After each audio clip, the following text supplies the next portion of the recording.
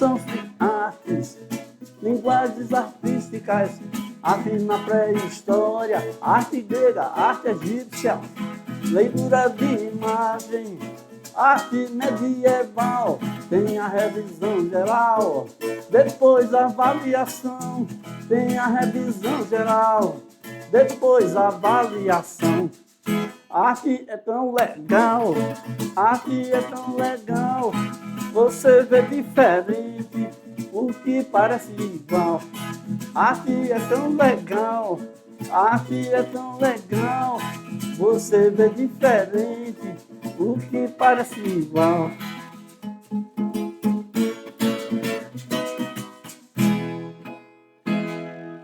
Disse? Olha aí, minha gente, essa aula aqui vai ser muito animada, tá bom? Nós vamos começar aí agora com o primeiro ano aqui, com a unidade 1, e aí vocês vão ver que vai ser divertidíssimo. Nós vamos fazer dessa aula uma alegria sempre. Vocês viram aí já os conteúdos, né? E aí eu vou guardar minha violinha para a gente já começar, eu vou me apresentar para vocês, tá bom? Eu sou o professor Alexandre Lacerda, né? Brinco um pouquinho, mas o assunto é sério, a gente vai sério também, tá? Olha aqui, ó. Estudei na Universidade Federal do Rio Grande do Norte, fiz especialização lá também, aí vim para cá, para Rondônia, e aí começou o Zezéu, né? Tá aqui os nossos conteúdos que eu já apresentei para vocês. E aí nós vamos para a nossa primeira aula aqui, que é Concepções de Arte, parte 1. Nós vamos ver artes na pré-história, arte rupestre, artes da antiguidade. Vamos aqui dar um passeio aqui pelas artes, né? As primeiras ideias sobre arte. O que é arte? Né? É uma pergunta que vem à nossa mente logo para a gente ficar aí se inteirando desse tema, né? Arte é... Deixa eu comentar aqui com vocês. A arte tem uma definição assim que é... Ela tem várias ramificações, né? E aí, a arte, basicamente, é toda atividade humana que tem a ver com a estética, né? Com a questão da forma. E essa forma pode agradar aos olhos, né? Pode agradar também aos outros sentidos, ou não, né? Cada pessoa vai ter uma ideia. E aí já se explorou vários e vários temas sobre a arte, várias e várias concepções, de modo que chegou um certo tempo em que até se passou a duvidar do que era a arte. E aí, isso aí, durante as nossas aulas, nós vamos ver. Quando eu falo dessa dúvida, né, eu estou me referindo a situações como essa aqui, que o cara apresentou esse urinol e disse que aquilo ali era arte, e aí teve várias discussões, né? Também essa outra arte aqui, olha, essa dança, essa outra aqui, são formas de artes que foram em contraponto com o que as academias ensinavam. Mas tudo isso nós vamos debulhando durante nossas aulas, tá bom? Então, a arte também, ela tem várias utilidades, ela contribui para o desenvolvimento da autonomia criativa e expressiva, também para a racionalidade, para a sensibilidade, a intuição. A arte é algo mais, não é, que o ser humano tem. Ela consegue ampliar o conhecimento de si próprio, né? Também das outras pessoas e do mundo. A arte ela tem assim, várias propriedades, ela tem várias utilidades, tem vários desenvolvimentos que acabam fazendo com que as pessoas busquem a arte. A arte está tão dentro da nossa vida que quando a gente começa a pensar nas formas de arte, pensar o que seria da nossa vida sem a arte, aí a gente sente um vazio enorme, né? Então, a arte, não esquece, é toda atividade humana vinculada a fenômenos estéticos. Quer dizer, a estética é a forma. Essa forma vai ser percebida de diversas maneiras diferentes pelas pessoas. Pode agradar, pode não agradar, tá? Mas o artista faz para que aquilo ali seja aceito, para que seja agradável à percepção das pessoas, tá?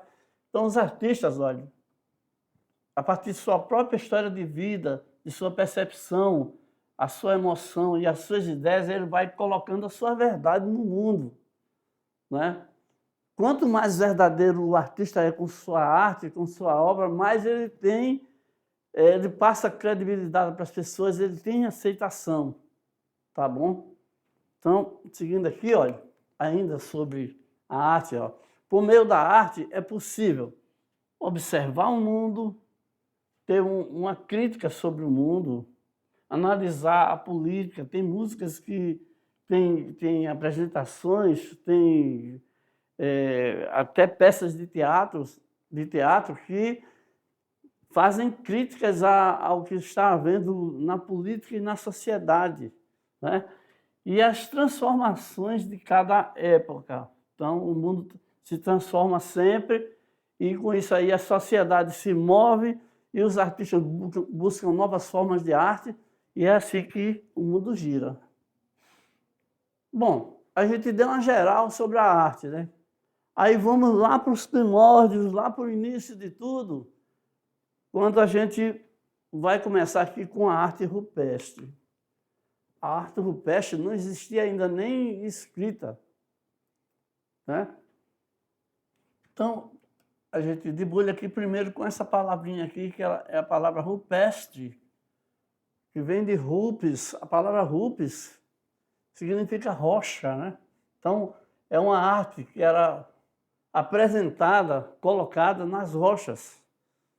Então, as pessoas... E faziam também de barro, de rochas, de material que estava ali à mão também, que era feito como essa estátua aqui, essa primeira escultura, né, da Vênus de Willendorf, a primeira garota aí que pousou aí, que foi imaginada aí pelo artista, né, que fez essa escultura aí de 11 centímetros, que é a Vênus de Willendorf, era considerada a mulher, a beleza ideal daquela época, tá? A representação da mulher linda. Então, a modelo das passarelas lá daquele tempo era esse aqui, tá? Questão de estética, né? Se você não gostou, paciência, fazer o quê? Então, a arte rupestre refere-se às pinturas e gravuras feitas em rochas por povos primitivos. Começaram só com riscos mesmo, tá? Depois eles foram aperfeiçoando, né? Foram parecendo os cababais habilidosos, aí foram aparecendo as figuras, né? Esses registros, encontrados em cavernas e superfícies rochosas, rupes, representam cenas de caça, figuras humanas, animais e símbolos que não identificavam particularmente a nada. Por isso que a gente fala que é abstrato. O que é abstrato, ele não identifica especialmente coisa alguma, tá? Por isso que é uma abstração. Essas representações ajudam a entender os modos de vida, crenças e cultura dos primeiros habitantes da Terra. Então, quando você vê os desenhos, vê o jeito como eles retratavam uma caça, os instrumentos que eles usavam, dizer, olha, esse povo vivia assim. Vai dando uma ideia, ok? Seguindo aqui, nós temos o seguinte, a arte rupestre, ela tem 3 períodos de evolução, tá? Então, o primeiro de todos é o Paleolítico, onde aparecia aqui, ó, como a característica da arte era o naturalismo. Naturalismo quer dizer o quê? Quer dizer que aquela arte ali era uma arte natural, ou seja,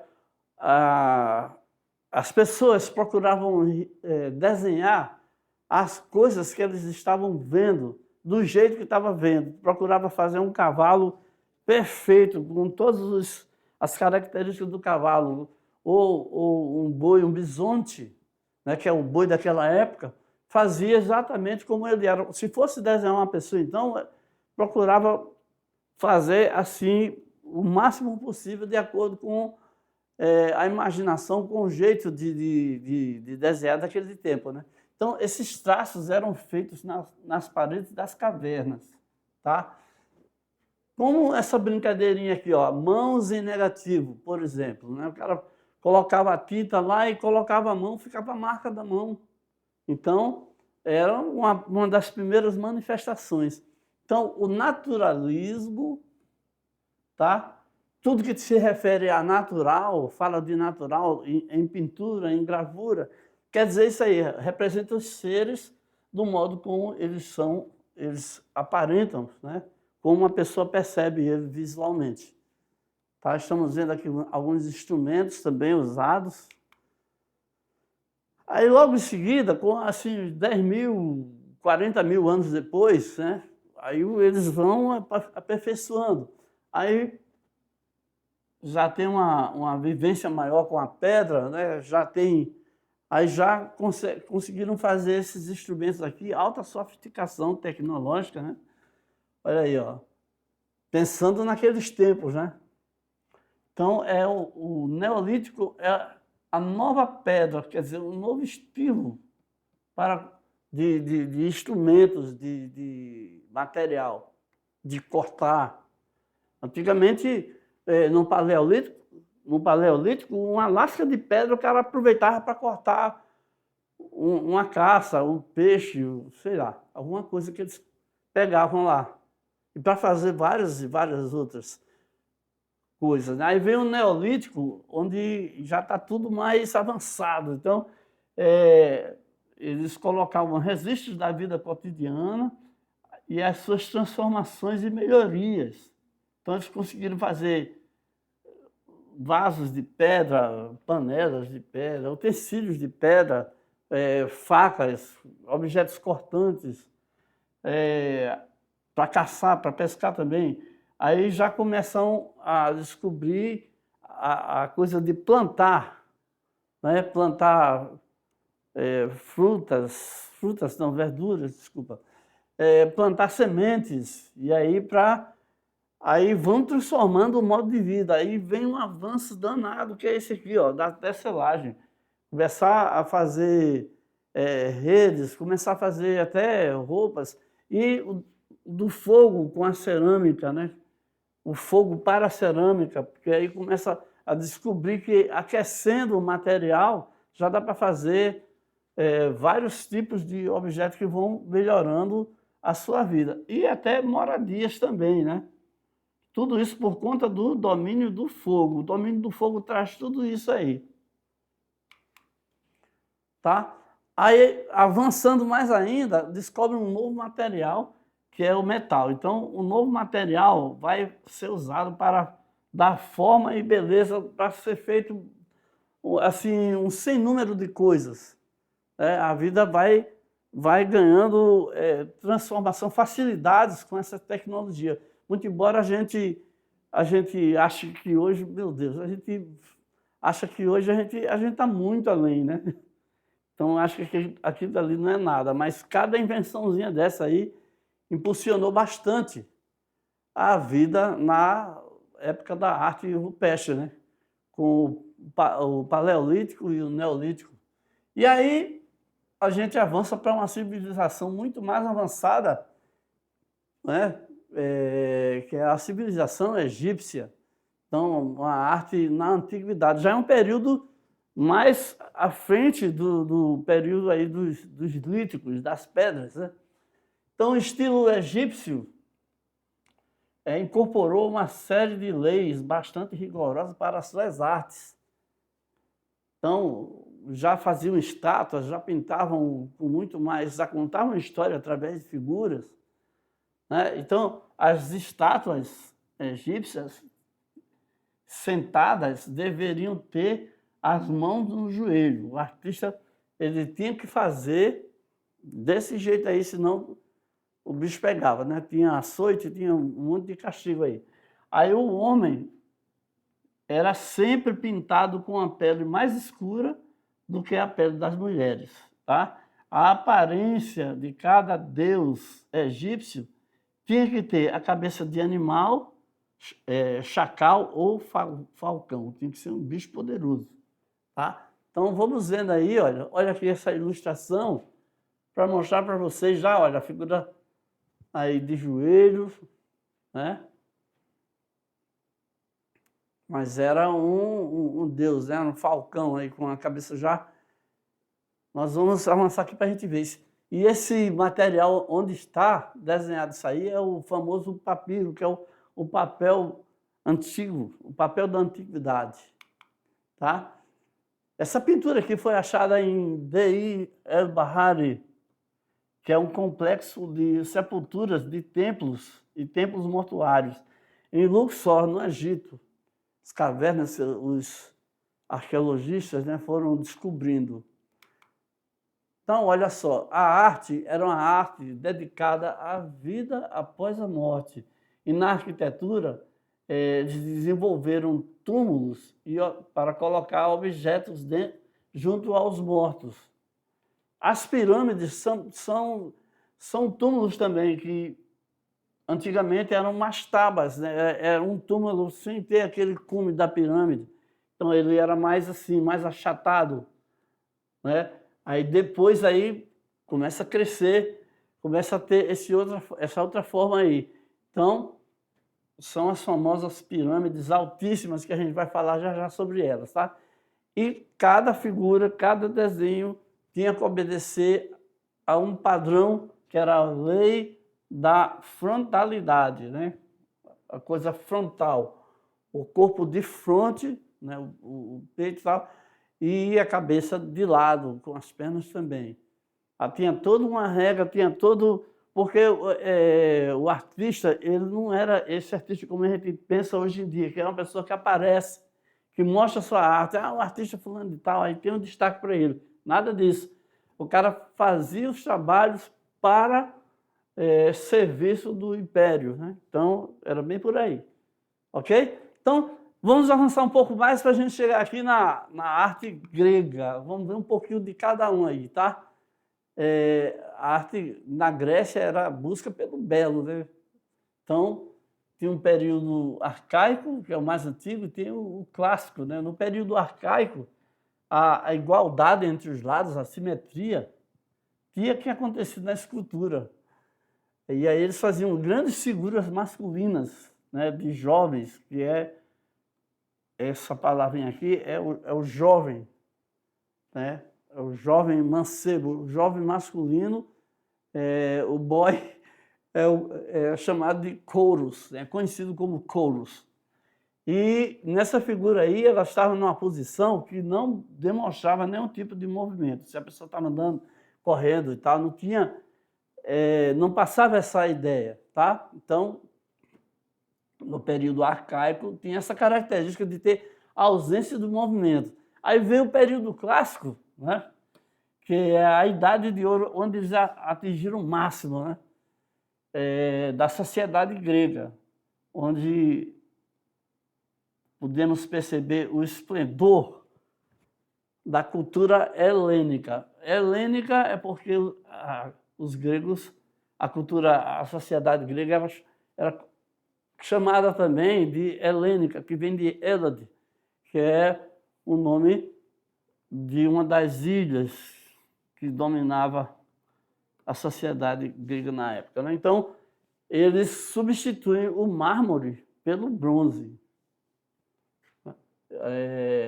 Na feitura do seu material. Então, do período arcaico para o clássico, tem essas diferenças aí, tá? Então, vamos seguir para a gente conhecer um pouco mais agora da arte romana.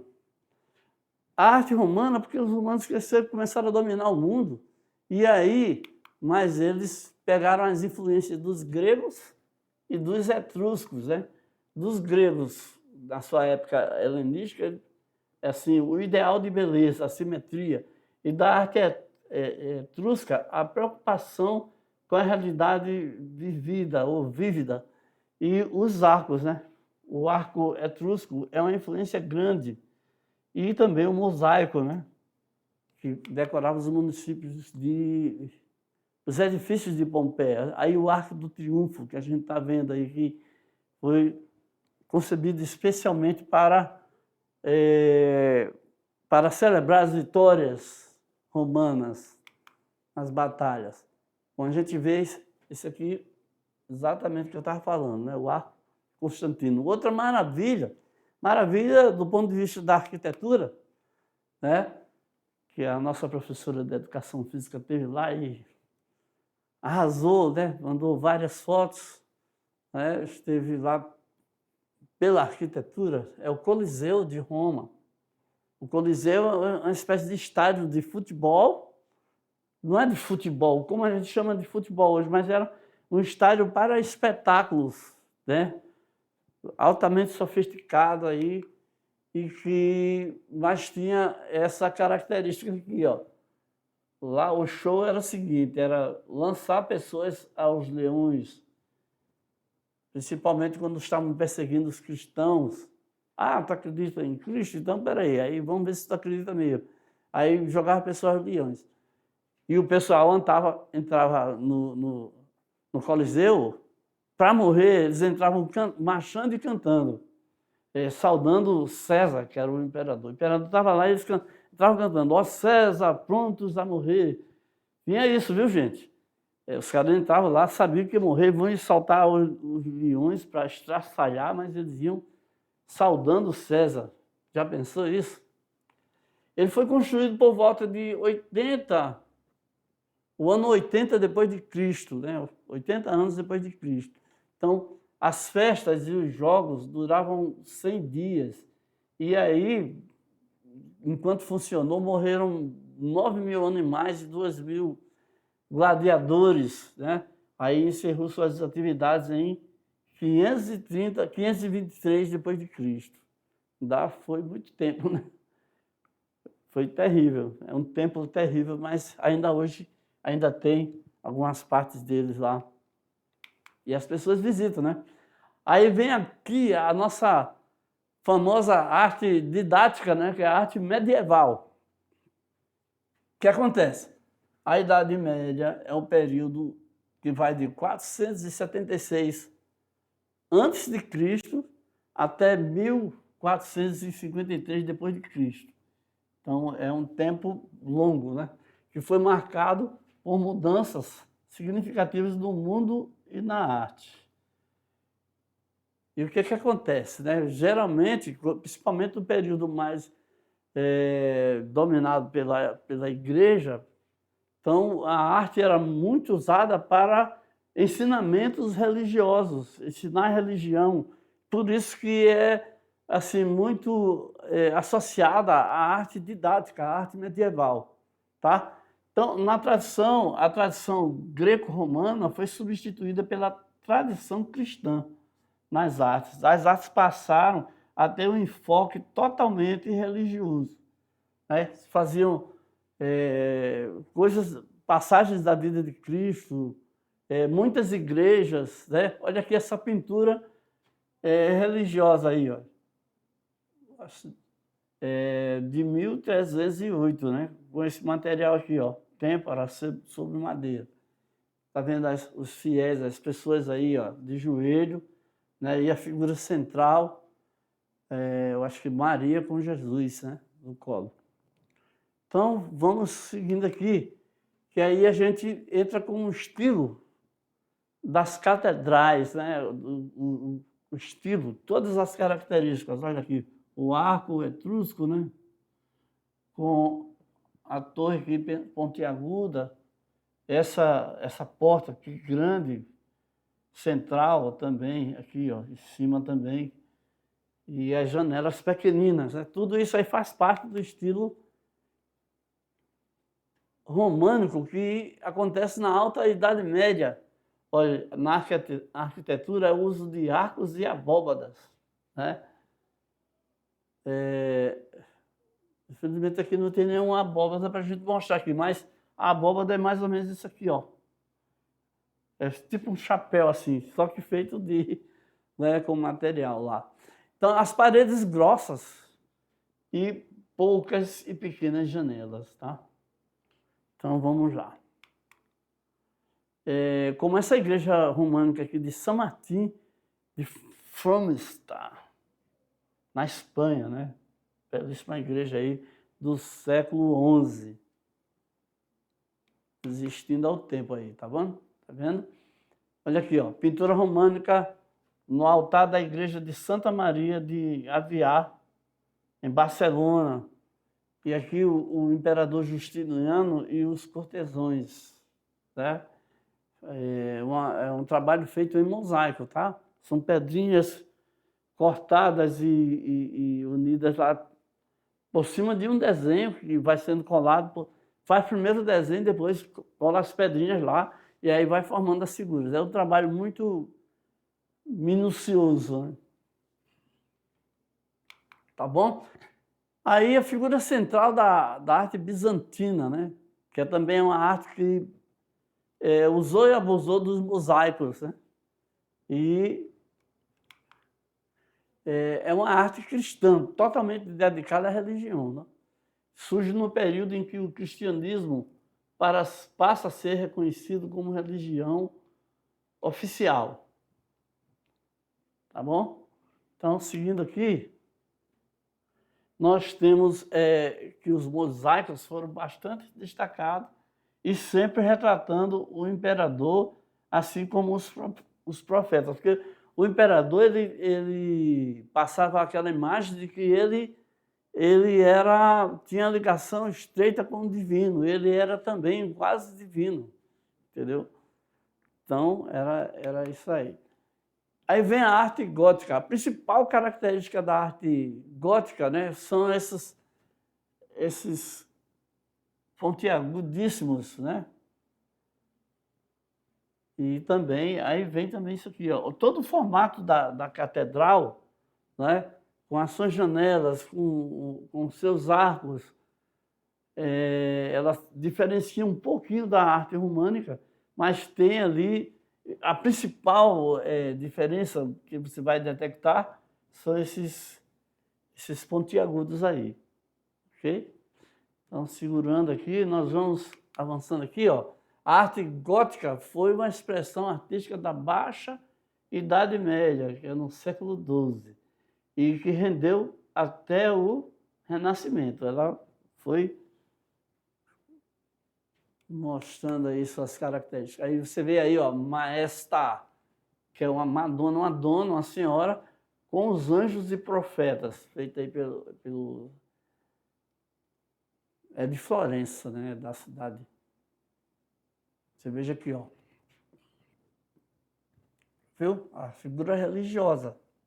Aí vem aqui, ó, essa representação aqui do beijo de Judas, pelo Giotto, né? Durante o período gótico, era praticado 4 ofícios: os afrescos, os painéis, a iluminura de manuscritos e os vitrais.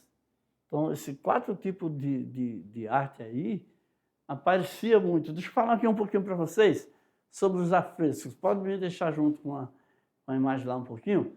Porque os afrescos é como se fosse a argamassa atual, né? Que o pessoal usa, colocava lá naquele tempo, aí enquanto estava molhado ainda, o artista ia lá e fazia sua pintura, e aí quando secava, ficava lá perfeito, né? Aí vem os painéis, aí vem as iluminuras, que é aquelas ilustrações em livros, né? E vem também os vitrais, que é aqueles vidros coloridos com imagens. E aí vamos voltar lá para a gente seguir com mais uma apresentação aqui do nosso período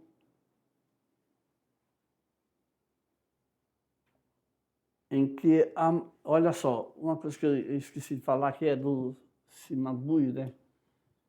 De Florença. E deixa eu voltar aqui um pouquinho, para a gente ver que na arte gótica a semelhança com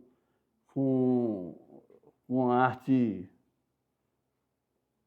bizantina, né, com a arte românica, é muito grande, né? São pequenas diferenças. Você está vendo aqui a Catedral de Milão, na Itália, né? Então, é um período em que floresce muito essa ideia. Então, gente, deixa eu comentar aqui com vocês que é o seguinte, na arte, tanto na arte românica, na arte bizantina, na arte gótica, essa ligação com a religião, com o religioso, traz para a gente assim, várias consequências, vamos dizer assim, né? Primeiro que a arte foi usada muito para ensinar a religião católica, né? Ensinar não só o cristianismo, como também ensinar a religião pela igreja dominante daquela época, né? Então, houveram várias proibições, né? Não se podia fazer nenhuma música, nem pintar nenhum quadro, nem apresentar nenhuma arte que não fosse relativo à religião, tá? Então, tudo que era produzido, tudo que era feito, tinha que ter uma ligação com a religião, porque tinha também lá a Inquisição, tinha também o patrulhamento, né? Que as pessoas tinham que ter uma certa ligação forte, não podia fugir daquilo, né? Então, nesse período aí, é um período em que vários artistas, várias artes floresceram mais nessa temática aí, vamos dizer assim, né? A temática forte e dominante, em que todos os quadros, todas as técnicas usadas para mostrar a vida de Cristo. Nas catedrais, por exemplo, a maioria delas tinham vitrais, tinham os vidros usados para iluminar a igreja. Geralmente, neles havia cruzes de Jesus. Havia cruzes aquela passagem de Jesus, aquele caminho que ele fez com a cruz até chegar ao monte lá onde ele foi crucificado. Tudo isso aí é retratado, é demonstrado, feito em quadros, nos vitrais também, e vários tipos de arte, tudo demonstrando não só essa passagem aí, como a gente viu ali o beijo de Judas, né? O artista Giotto fez ali a demonstração, mostrando uma imaginação dele como aconteceu. Porque tem isso também, tá? Cada artista tinha a sua ideia, teve a sua concepção de como mostrar, a sua imaginação de como mostrar o acontecimento, né? Já teve algumas dessas imagens aí que estava tudo mais escuro, né? Aí você vê muita clareza, muita clarividência, muita iluminação no quadro, né? Os apóstolos, as pessoas em volta de Jesus, né? Muitas vezes a mãe de Jesus aparece em várias figuras, em várias demonstrações que estão aí prontas, né, para... Se você vai no interiorzinho, quando eu vou na minha cidade, a cidade que eu nasci, está lá a igreja, tem lá no teto, não só o formato da igreja, como também lá no teto tem figuras, tem desenho, como tem lá na Capela Sistina, né? Tem os vários afrescos pintados por Michelangelo, né? Tem várias formas de arte que são dedicadas totalmente à religião. Então, na arte medieval, o domínio máximo é o domínio do tema, é o tema religioso, né? Nós vimos lá no comecinho, nós vimos a arte grega buscando uma forma que alcançasse o máximo de beleza.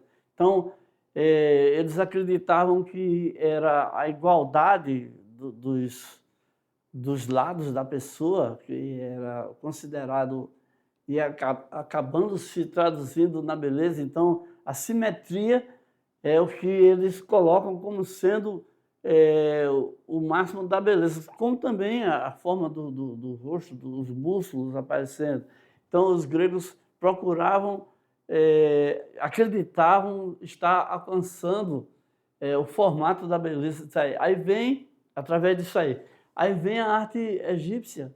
Na arte egípcia, eles padronizavam porque o faraó ele era altamente dominante, né? E ele era o semideus, né? Então, o faraó, eles acreditavam também que tinha uma ligação entre a vida e a vida após a morte, e as pessoas tinham que levar os seus bens para os seus túmulos. Então, os túmulos eram, quanto mais dinheiro tinha a pessoa, mais os túmulos eram construídos, né, com os bens. E aí, pasme, tem uma história assim altamente bizarra, que o pessoal conta aí que está aí nos autos aqui, às vezes o faraó ele é enterrado e entre seus pertences, as escravas, as esposas iam para lá também, o túmulo ficava lá e morriam ali, trancadas ali, né?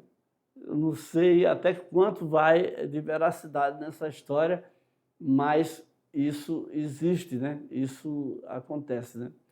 E aí, lei da frontalidade, né? A lei, a cor da pele, né?